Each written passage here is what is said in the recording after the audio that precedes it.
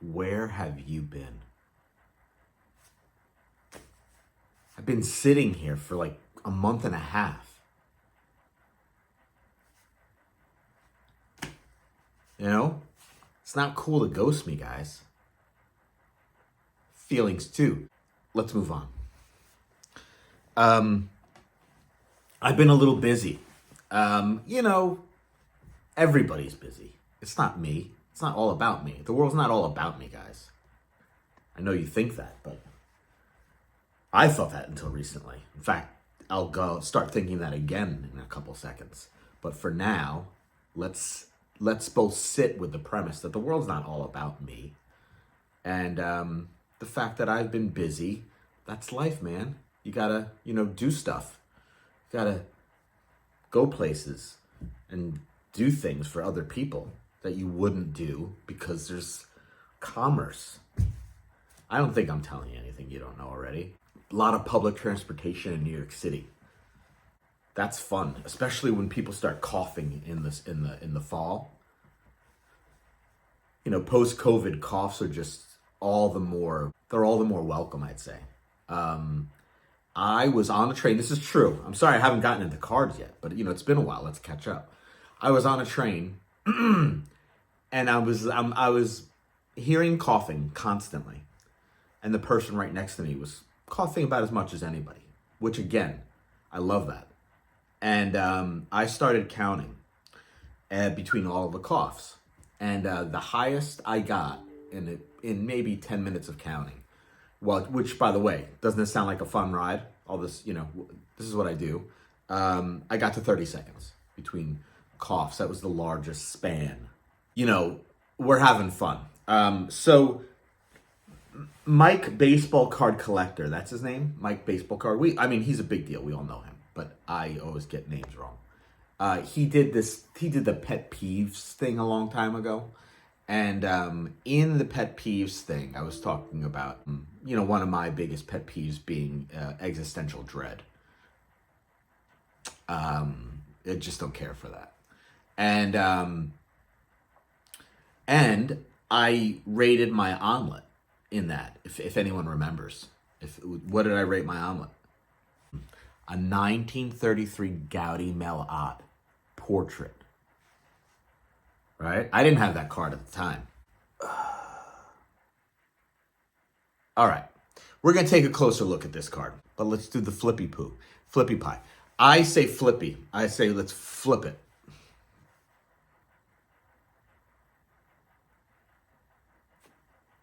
You didn't flip it. Let's flip it. You will notice there's a little bit of a mark here. Right? Or the seller had a family of cards, all 33 Goudey, all graded, all with the pencil number of the card. And that's what this is. This is card 127. And there was some kid in the 30s, this is how I imagine it, who just didn't like flipping his cards over, Just couldn't be bothered. He liked the system of just, I want to know the card number. I think they should be on the front. I'm going to make it my business to put these card numbers on the front, and I'm going to see if I can change the game. And, he tried, and he put it on a bunch of 1933 Goudey cards. I have pictures of them. I was going to edit them in. If I took on the challenge of editing them in, this video might not come out for another 5 months. So let's be realistic and just talk about it. There was like 5 other cards that were for sale by the same seller on eBay, and they all were 1933 Goudey with the numbers penciled in on the front, and which made it feel familial, made it feel like this is part of a set. This is this young boy's set, we assume it's a boy because we're talking about the 1930s, and that's just, statistics. And let's take a look at the back. You don't mind me doing that, right? I'm just gonna flip it. Pristine. It's crazy nice. It's my card. I don't want to get too crazy excited over it. Maybe I do. But I want to, let's just say that I don't. So, it has writing on it. This is, I don't know, how you feel about that. You might say, okay, I like this. I like the story of this young child who's putting numbers on the front of the card, right? Maybe this adds to something about the card. Certainly not the value, but something. And then we say, but it's also, authentic. Min size not met. So in general, when authentics have a qualifier of min size not met, I think, that's not so bad. This was produced at a smaller size, without any tomfoolery. We don't know that for a fact. And these corners look so crisp. And it's pretty snug in here. It's pretty snug. And I've compared it to other cards. I've seen other cards that are about the same size as this. I have other Goudey cards that are even more snug.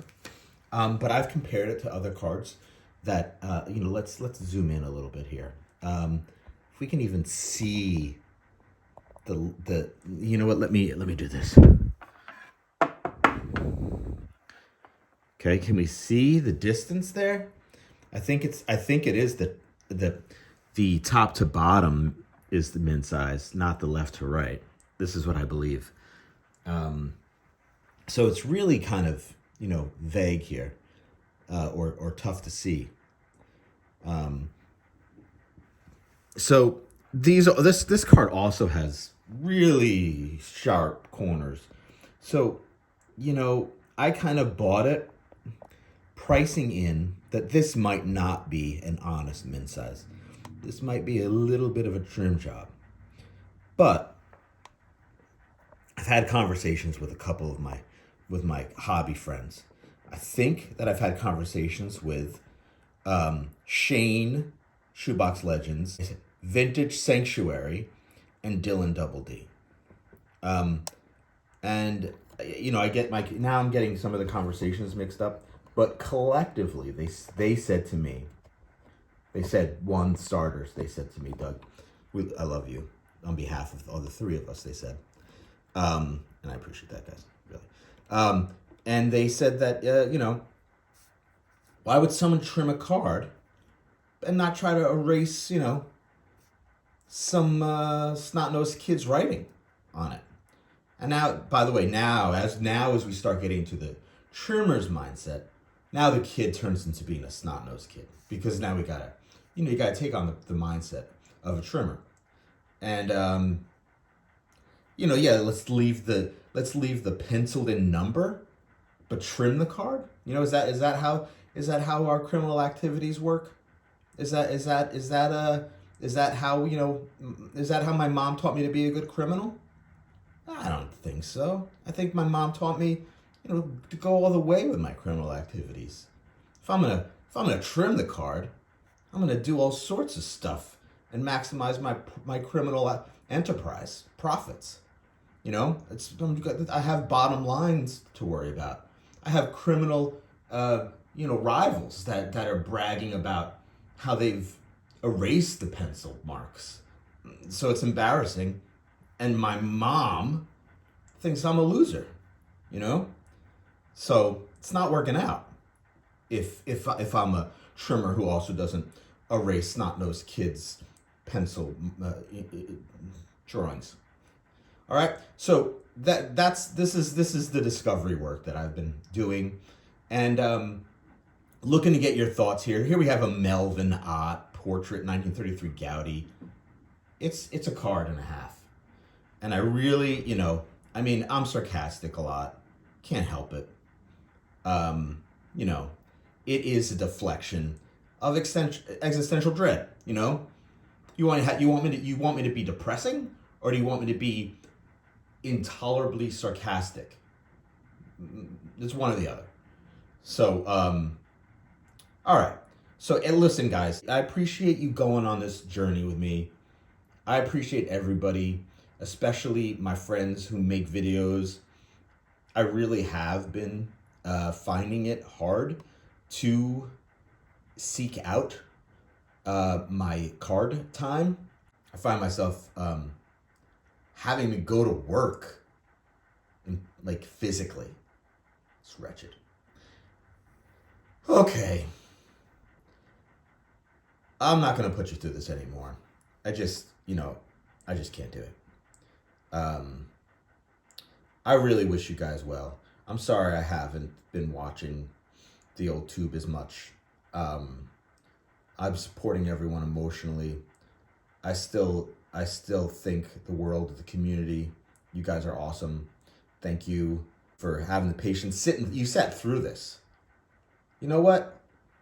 Give yourself put a little star next to your name, because you sat through this, and that wasn't easy. That wasn't easy. I'm sure you thought a million times, like, oh, here's another video suggestion. I should click. Oh, no, I feel bad. So you didn't do it. You sat through it. Your guilt and your conscience got you through this way too long video of mine. And I for one, I thank you. I really do. If I can eke through the layers of sarcasm and say, I appreciate you. Thank you. And hope to see you soon. Bye.